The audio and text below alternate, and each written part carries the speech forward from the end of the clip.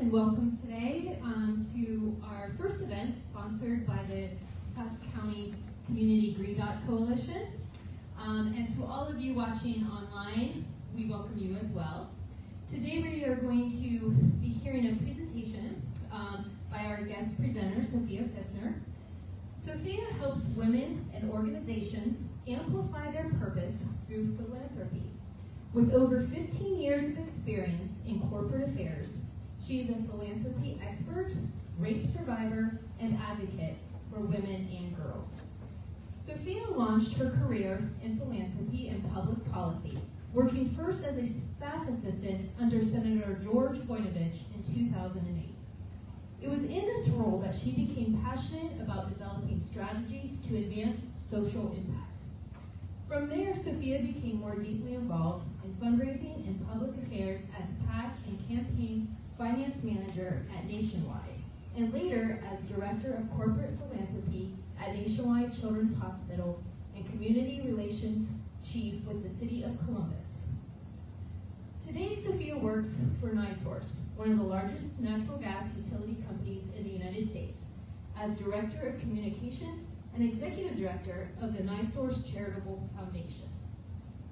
Sophia is an active volunteer and passionate about supporting survivors of sexual violence and gender equality. Currently, Sophia gives her time to the Women's Fund of Central Ohio, Ohio Crime Victims Justice Center, Marcy's Law for Ohio, RAIN, and the Ohio Alliance to End Sexual Violence.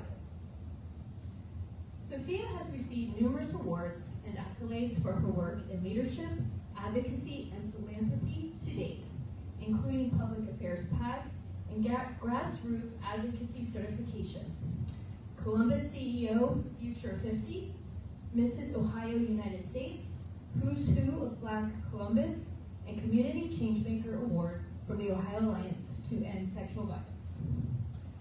Today, much of Sophia's work centers on Brave Philanthropist, a campaign she launched in 2022 to change the face of philanthropy and activate giving to women's and girls' organizations. Let's welcome Sophia.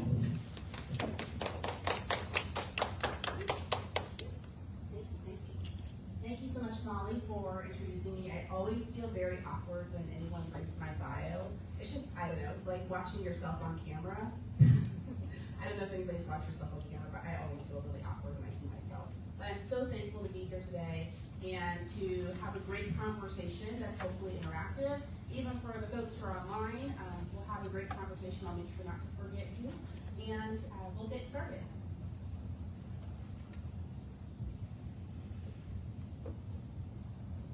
All right, so today's topic, all of you are active bystanders to survivors of sexual violence. And my hope is that after you leave today, one, you'll feel inspired, that you'll feel motivated, but most importantly, that you'll have some tips, tools, and techniques to be a stronger and better ally in the community. But before we do all of that, I think it's really important to just get to know people and to know who's in the room and who's online.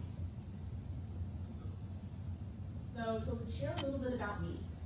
This is my family, and a couple of photos of my childhood, and me working on Washington, D.C., but I think if you read my bio, you probably won't get a lot about who I actually am. I eat Lucky Charms for breakfast, lunch, and dinner. My husband makes me eat vegetables. My favorite band is No Doubt. I will forever love Tragic Kingdom, and I play it on repeat probably at least, once a week seems excessive, so once a month I have a good No Doubt moment.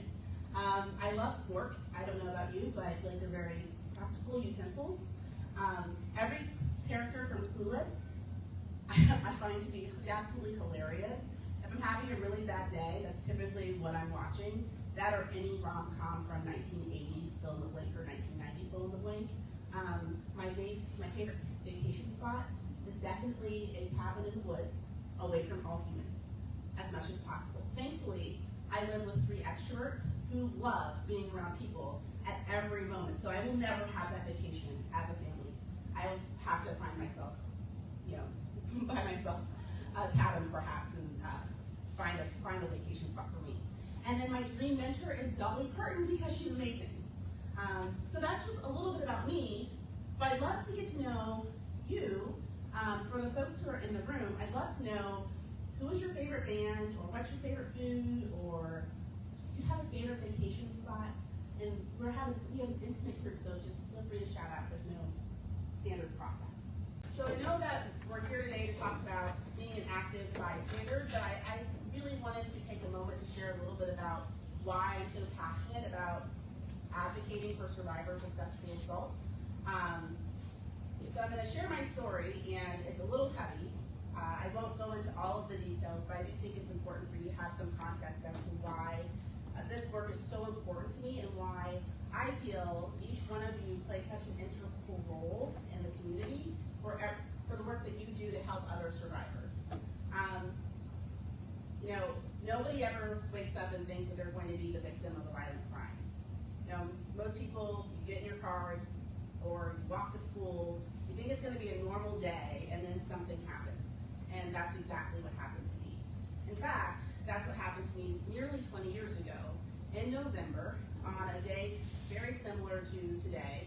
I was invited to a party in a neighboring suburb in central Ohio, and I said, sure, that sounds good. It was my girlfriend who had sent me a message on my cell phone, which, yes, we had those nearly 20 years ago, which sounds really weird to say. I'm very old now. But yeah, she sent me a text message and said, hey, would you like to go to a party? And I said, absolutely. She told me that there were going to be individuals at this party that I didn't know, that they were a friend of a friend. I wasn't worried about it. I was 17. I didn't think much of it. And we got into her car and we went. Well, I walked into the split-level home, and I remember it very vivid. I remember actually what the air smelled like, which is a really unique thing. But I remember the air smelling like wet leaves.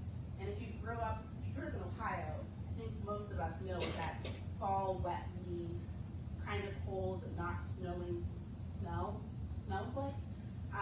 But it smelled like wet leaves. And we walked through the front door, and there were some individuals sitting around a coffee table. There's lots of alcohol, all sorts of brands that I wasn't familiar with, around that table. And I proceeded to chat with other individuals and consume quite a bit of alcohol. Now, to give you some perspective, I grew up in Pickerington, Ohio, and in the 1980s in Pickerington, Ohio, there was nothing there. I mean, nothing. There were lots of cornfields, and there was a Dairy Queen, and a few school buildings, but that's about it. My parents are immigrants. They immigrated from Jamaica, and I grew up in the type of household where you don't go to church just once. You go like 2, possibly 3 times a week. So we were pretty dedicated. You needed somebody to recite all of the verses of the Bible. I was your girl for any Bible bowl. And the concept of drinking was not something that was the norm within our household. It was perceived as a very negative societal behavior. In fact, I'm pretty confident that my parents still have the same bottle of rum in their house from when I was a kid. Because the only time that they ever use alcohol is when they have a small capful to put in banana bread. And that's it. So that's going to last you a pretty long time if that's all you're using alcohol for. But other than that, my childhood was pretty normal. I spent my time out in the woods, catching crawdads, playing Monopoly, going to the pool, playing Barbies. In school, I cheered and danced and went to the high school football games because that's the type of town I grew up in. So when I was in this space with individuals I didn't know, I thought, sure, yeah, I'll drink a couple of drinks. It can't be that bad. Nothing's ever happened to me before. So sure, sounds like fun. Well, I drank quite a bit that night, and I ended up getting really tired, so much so that I was looking for a place to rest. And I found a bed in the basement, and I thought, okay, well, my friends still want to be here. I'm gonna go to bed because I'm really tired. And I didn't just go to bed, I completely blacked out. And I didn't wake up until I felt someone inside of me. And I don't know if you've ever experienced a feeling of like your body has completely left you, but I didn't kick, I didn't punch, didn't yell, I didn't do any, I just froze. I felt like I was buried under 500 But he finished, I came to, and I ran up the stairs. And I proceeded to tell my friends what happened, and the first question they asked me was, are you sure that that's what happened to you? And as a 17-year-old, I didn't have a word for rape. I didn't know that that was a thing that could happen, because no one had taught me or exposed me to appropriate touch or helped me understand what rape even was, even as a 17-year-old. So we ended up staying the night there, and I called another friend on our way home. We went over to her house, and I don't know how this 17-year-old had the wisdom that she did, but she took me to the hospital, and that's where I met a SAID nurse, completely the same kid, and was able to report what happened to me. Now, I say that very casually, but I was mortified, absolutely mortified. I was mortified because I knew something happened to me sexually that would not be well received from my parents or from my community. I didn't know what it was, but I knew it wasn't good. I also knew that I was drinking, and like a lot of high school athletes, you're supposed to be a role model, and drinking is not one of the qualifications for what a role model is. So I was really worried that one, my parents would be incredibly disappointed, two, that this thing happened to me that I couldn't quite understand what that was, but then three, that I would lose the one thing that was really important to me at the time, which was cheerleading. Well, I ended up telling my story to the SAID nurse.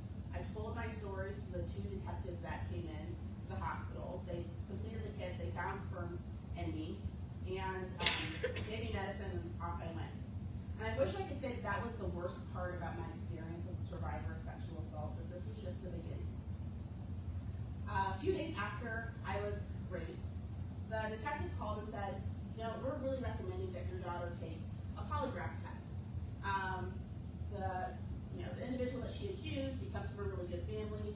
He has an attorney, and they're advising that he not take a polygraph test, but we're recommending that your daughter take one. So my parents took me to Children's Services in Franklin County, and I walked through the doors, and I remember this building very vividly because as someone who's now worked in government, it looks like a lot of government buildings. It was very steel, icy, and cold. I walked through, I sat down, there was a polygraph machine to my left, a chair right beside me, and then a state trooper stood above me to ask me questions as part of the pre-polygraph exam. So she proceeded to ask me quite a few questions, and I told her what happened again, and she told me that what happened to me was not rape, that she had woken up to plenty of men in college, and just because what happened to me happened, that does not mean that it's rape, and unless I rewrite my statement, she was not going to proceed with the polygraph exam. And as a kid who had never really been in trouble, if this state trooper was telling me that what happened to me wasn't rape, I believed her. But I also had this feeling inside of me that I didn't write lies in my statement, and I wasn't going to rewrite it. So she finished the questions. She did not take the polygraph examination, and I left. And for 15 years, I felt completely alone. I felt like no one believed me. Even my own friends questioned what happened to me. The state trooper doesn't believe me. There's nothing I can do, and perhaps I wasn't even raped. Maybe that's not how this works. Perhaps rape is something that I only, like the rape that you see on TV, where it's somebody that you don't know that jumps out and takes you into a back alley. But I was raped. And for 15 years I spent going to school and experiencing panic attacks and not quite understanding the emotional impact that that trauma had on me. For 15 years, I would shudder at the feel of touch. For 15 years, I'd have panic attacks at work when I was in environments where there was lots of alcohol and men.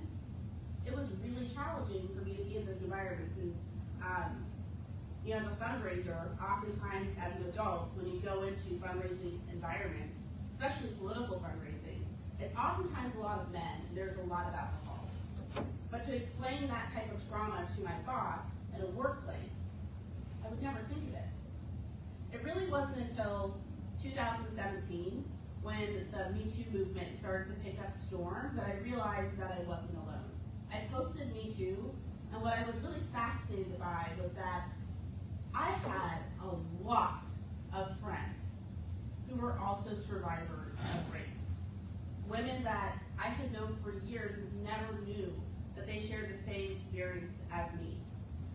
And it was really that movement that made me start to think about how am I utilizing my time. You know, I've spent time working on Capitol Hill advocating for others. I know how to fundraise. I like speaking to elected officials about policy. Is there a more impactful way that I can help others? But most importantly, how am I helping myself? Because there's 15 years of trauma that needed to be addressed in a very meaningful way. So I'm here today because I want to make sure that while my case specifically, I couldn't take action from a legal standpoint. Long story short, but my rape kit was destroyed. The state trooper put in my report that that I lied and admitted that it was a false report. And and then the detectives miswrote my race, the other individual's race, and the trans thing. It was just, when I started to investigate what happened, it was a complete mess. But if I could use my voice to help others, if I could help educate individuals who are bystanders in the community, or in policy, or in a work environment, then I wanted to spend the next however many years I have on this earth doing exactly that. And so that's why I'm here today. So I'm really thankful. I really am. From the bottom of my heart, I'm sharing with Molly today that being in spaces like this is very helpful for my healing journey, being able to tell my story. And so I just want to thank you from the bottom of my heart for having that opportunity and that space for me to heal. All right, time to get down to brass tacks. I feel like many of you probably know a lot about anti-sexual violence, but just in case, I wanted to set some terms. So being an anti-sexual violence advocate is someone who is essentially, very obviously, against any form of unwanted sexual contact, including words and actions. And I think that sometimes when people think about sexual violence, they oftentimes think about rape, but there are many different forms of sexual violence. And if you're anti-sexual violence, you're not for any of those things. And I'm assuming all of us are anti-sexual for that, right? Because we're here. All right, but for some statistics. So every 68 seconds, an American is assaulted by sexual violence. And one statistic that I want to call out here is that only 25, and I've seen statistics even lower, as low as 7 actually, out of only 25 out of every 1,000 rapists end up in prison. I think that there's this assumption, especially after the Me Too movement, that, oh, we had this awakening. There's the Me Too movement, there's all this conversation around what's happening with sexual harassment in the workplace, as well as just rape in general and sexual violence. We put some people away in jail, and so everything is resolved. And if any of you have the opportunity to work with survivors of sexual assault, you will know that it is absolutely, we are just beginning. I would say that we are on the ground floor of making sure that sexual violence is completely eradicated. And there's a lot of work to be done. But I also like to share that 1 out of every 6 American female will experience an attempted or completed rape in her lifetime. And I share that because I don't think that people realize how common it is, unfortunately. And even for me, when I was a survivor, I would see a statistic. I think at the time when I was 17, the statistic was 1 in 4. So we've made some progress. Is that good that it's 1 in 6 now after 20 years?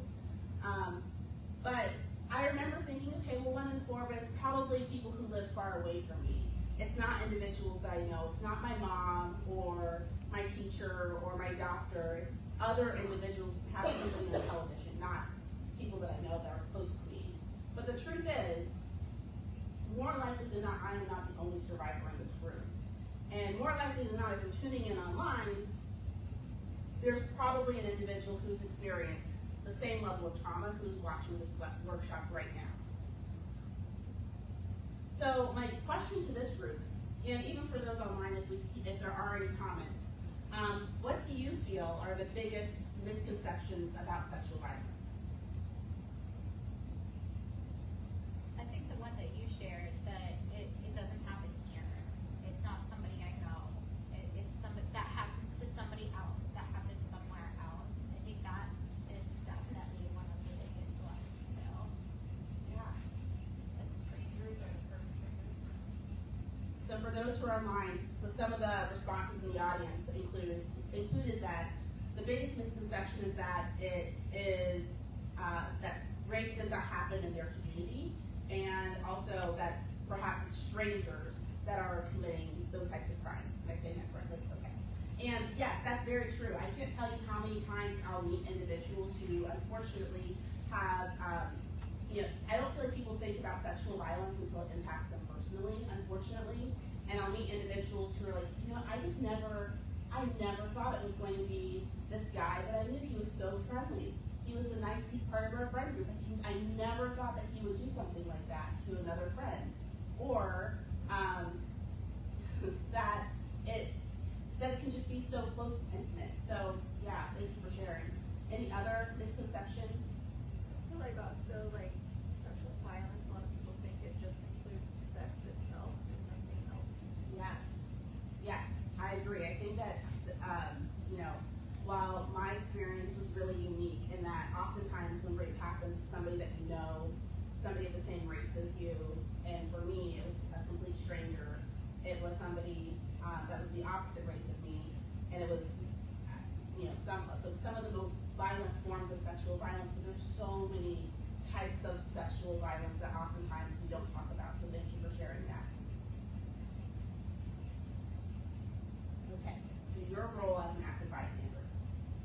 So before I talk about your role, I like to sprinkle in some statistics for my data people. Some people are all about stories, but other people are all about the data. I feel like I can make a lot of really bad mom jokes, all about the base. So, all right.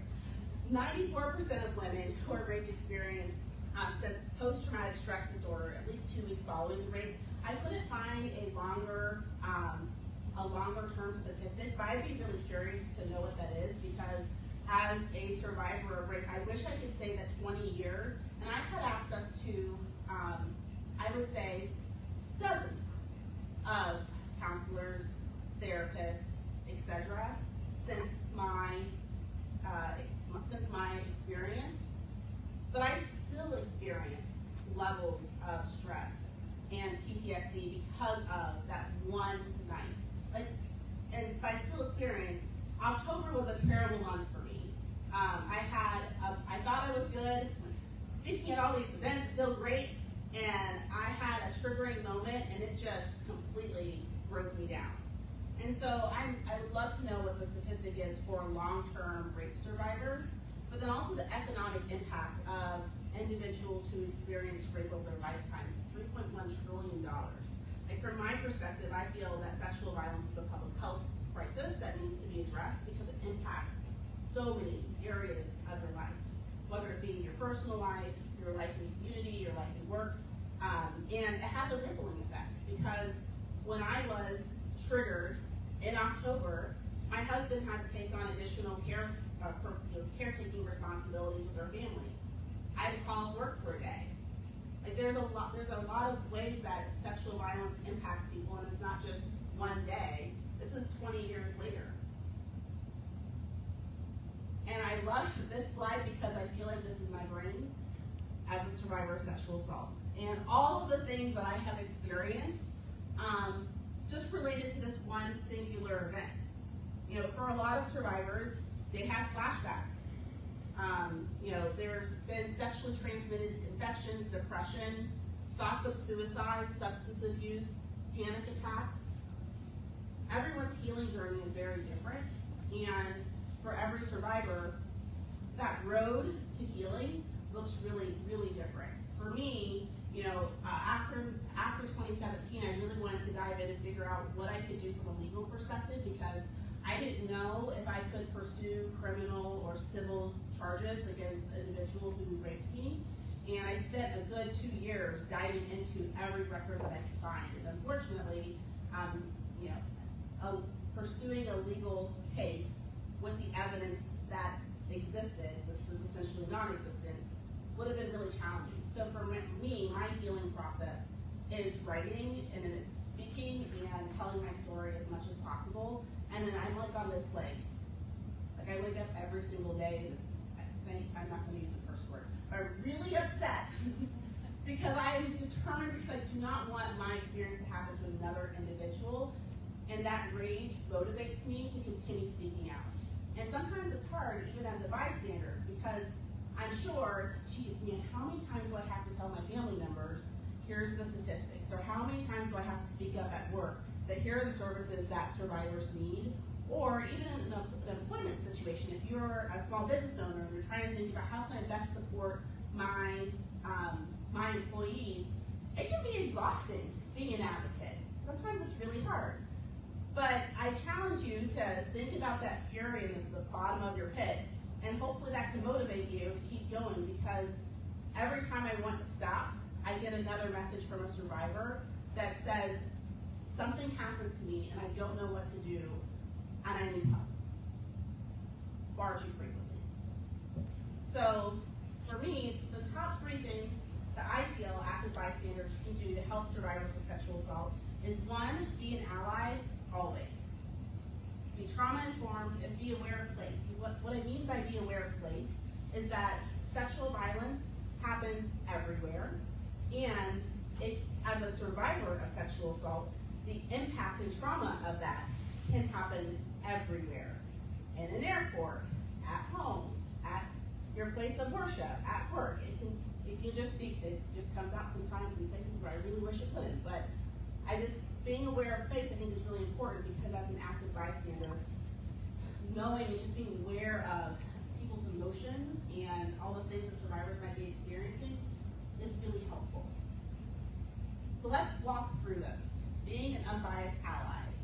So I put definitions because I realize that not everybody, I don't know if you've ever experienced this, but I feel like I oftentimes attend conferences and then there's really smart people in the room and they use these really unique words. What are they talking about? But I don't feel comfortable saying, what are they talking about? So I just put the definition here. That way nobody has to say that. Because I know I had that question when I saw the word allyship. So allyship. So an individual from one identity group who speaks out or takes action in support of individuals from another group with compassion, love, and intention. I added the compassion, love, and intention to this definition because I couldn't find a definition that I felt embraced that, which I think is really important. Oftentimes when we talk about allyship, it might be from a gender equity or racial justice lens, but I also think it can be applied to survivors of sexual assault and trauma as well. And by an individual from one identity group, if you are male and you're supporting an individual who is female, or vice versa, you might have different experiences. And you want to make sure that you're being really thoughtful when you're approaching an individual who's experienced some level of trauma. If you are Hispanic and you're supporting an individual who is Caucasian, again, you have different experiences, and just acknowledging that cultural background or that your differences will be really helpful, because no one wants to unintentionally provide some level of harm. So being an ally is just being really thoughtful about that, being compassionate, and doing it with some level of intention. So, how to be an ally? Acknowledge your privilege and power. And by privilege and power, again, I feel like sometimes, depending on your space, that can be like, oh, privilege, power, what does that mean? But privilege is just acknowledging that you have experiences that may have given you access to resources that other communities might not have. For me, as an African American female, I live in a community that is very economically affluent in comparison to other households in Franklin County.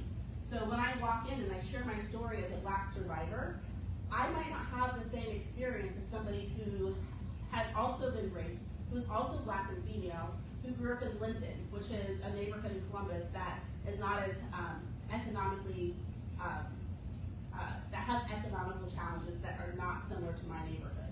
That's what I mean by power and privilege. And I think that applies to everybody. We all have experiences that can provide us access to spaces. Because of my privilege, I've been able to see many therapists and counselors who get help.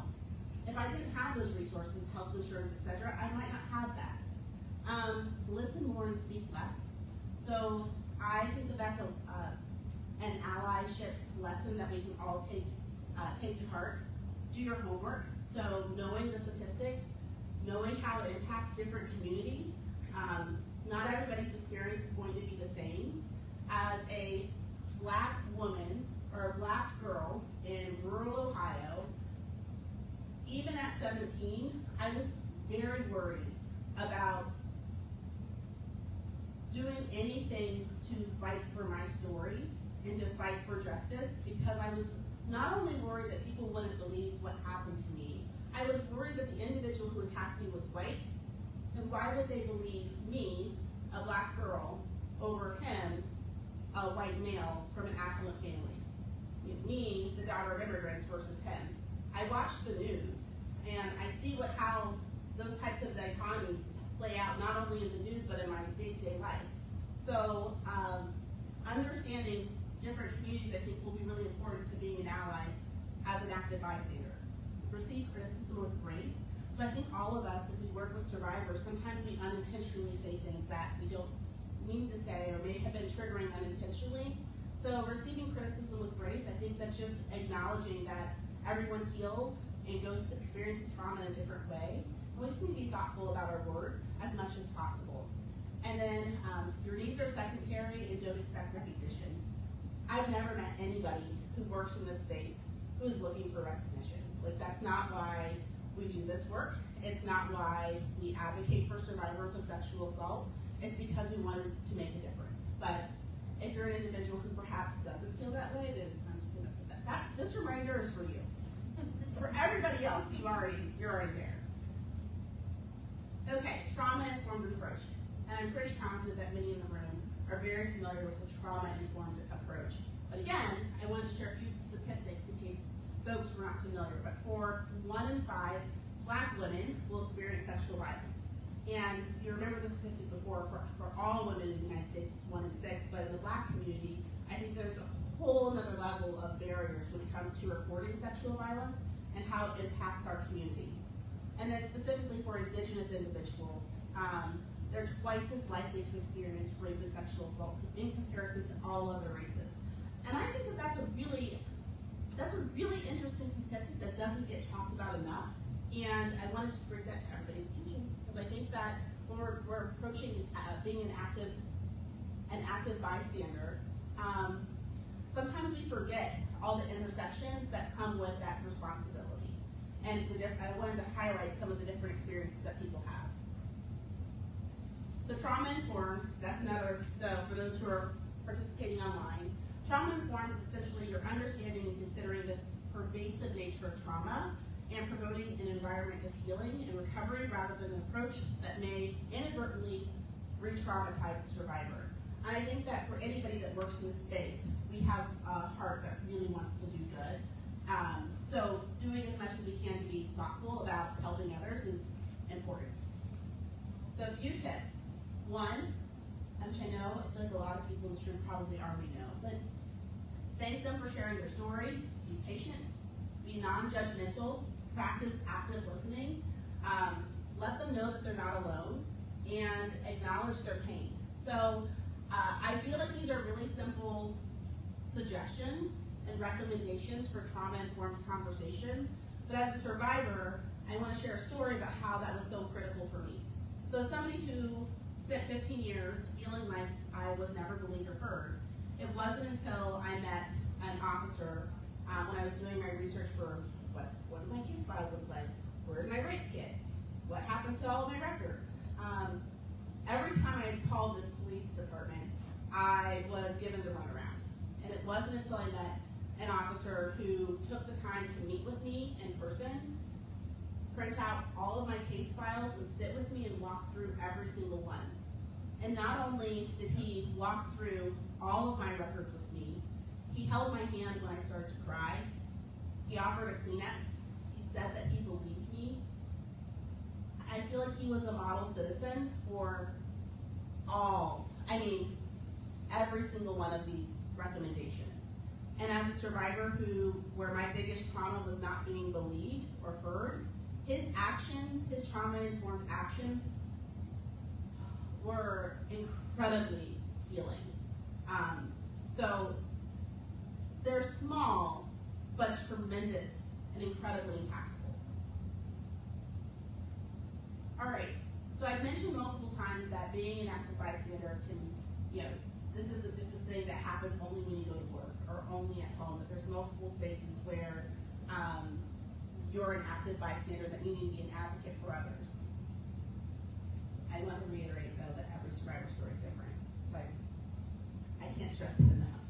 I think that sometimes when people think about survivors of rape or sexual assault, they make this assumption that, okay, well, something bad happened, so of course they reported it, of course that individual's put in jail, and they probably received some level of counseling, and they're probably now okay. I say that sarcastically, but I speak quite a bit, and I meet a lot of individuals who are always surprised that I was not believed. They're always surprised when I tell them the reporting statistics that most survivors are not reporting sexual assault, that the trauma is something that lasts, not only for me for 20 years, but it can be, for many individuals, generational. So I feel like a survivor story is like a thumbprint and should be treated as such. So what actions can you take at work, home, or in the community to be an active bystander? Group 2, who's our spokesperson?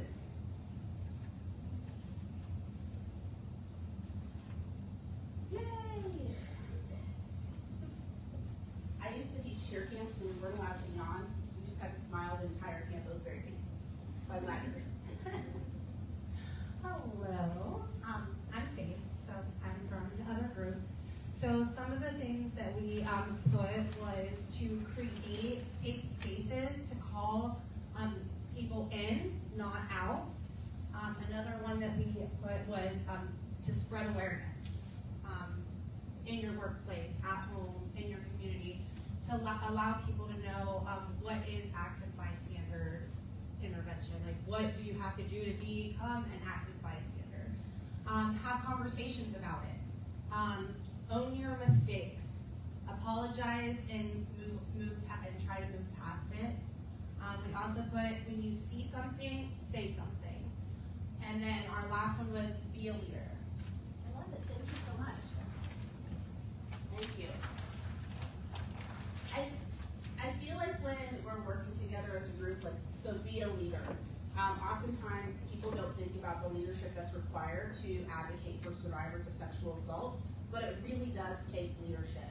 And, I mentioned earlier that it takes leadership in all spaces, but for individuals who work in a small business or a large corporation, some things that you can do to support survivors of sexual assault include that, one, remember that sexual assault impacts all genders.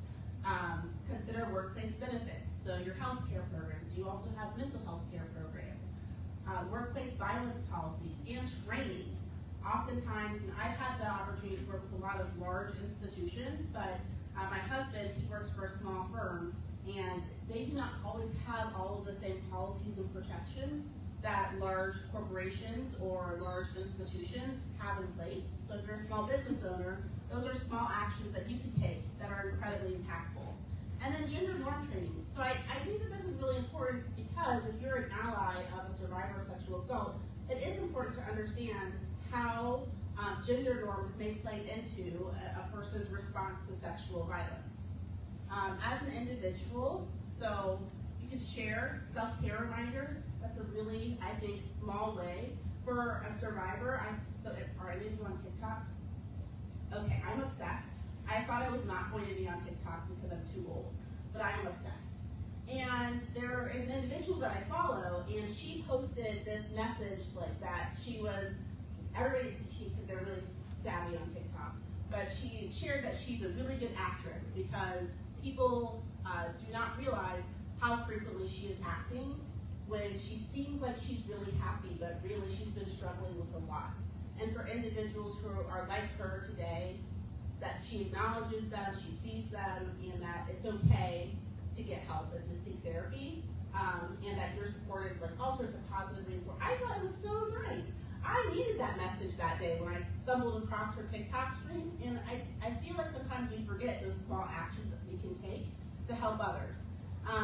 Sharing messages of support, donating to your local rape crisis center. No shameless plug. But really, rape crisis centers need your support. Advocacy organizations, especially those that are 501c3s or 501c4s, need your support and are woefully underfunded. That's a whole nother rant. But please support those organizations. And then as a community, having open dialogues with friends. And that might be really challenging. If we're talking about leadership, I think that there's sometimes a lot of preconceived notions about what sexual violence looks like. And I'm here in Northwest Ohio, and you have the Cleveland Browns. I don't feel like I have to say much more, but I've had a lot of really challenging conversations with my neighbors, cordial and civil always, but challenging conversations about my perspective about some of the players for the Cleveland Browns. And my husband's family grew up in Cleveland. They're diehard Cleveland sports fans. So it's not easy, but I think that leadership is required. And then last, call diverse voices to the table. I would be remiss if I didn't beat that overhead multiple times, that diversity and inclusion and access is so important. Because my experience as the first generation American Black female is very different than an individual who is from an indigenous community or who is Caucasian, who's been in the United States for a very long time.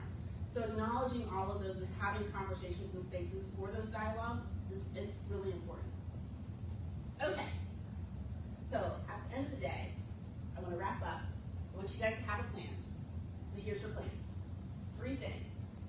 For those who are watching online, we're wrapping up. So know your facts and practice allyship. Practice trauma-informed actions. And the Survivor Network is diverse and vast.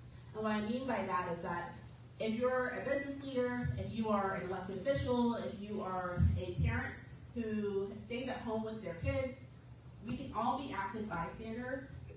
I keep on mispronouncing that for some reason today. My tongue is twisted. But we can all be active bystanders and support survivors of sexual assault in meaningful ways. And I hope that you'll leave today feeling empowered and equipped with at least 1 or 2 ways that you can arm your war chest of ways to be a better advocate for individuals like myself and most likely individuals in this room as well as online. So with that, this is my favorite quote. So, okay, one more story. I'll keep it really short. When my daughter was born in November, her birthday's tomorrow, I will never forget that feeling that I had holding her in my arms for the first time. They always say that motherhood changes you, and whenever I heard that as a young woman in my 20s or early 30s, it's like, okay, sure, motherhood changes you. But it really did change me. And I made a promise to Caroline that I would always use my voice. That I wanted the world to be a much better place for her, and that I was going to start actively doing everything I could to make it that. So this hope means a lot to me because I feel like when I made that promise to her, I started to use my voice. And I challenge you, those who are online and those in the room, to use your voice as well. So, questions? If you have a few minutes for questions, yeah, I'm happy. So please follow me. I'm fun, especially on TikTok. But feel free to connect with me anytime. But I'm also happy to answer any questions. I don't know if there's questions online, but I'll definitely answer questions in the room.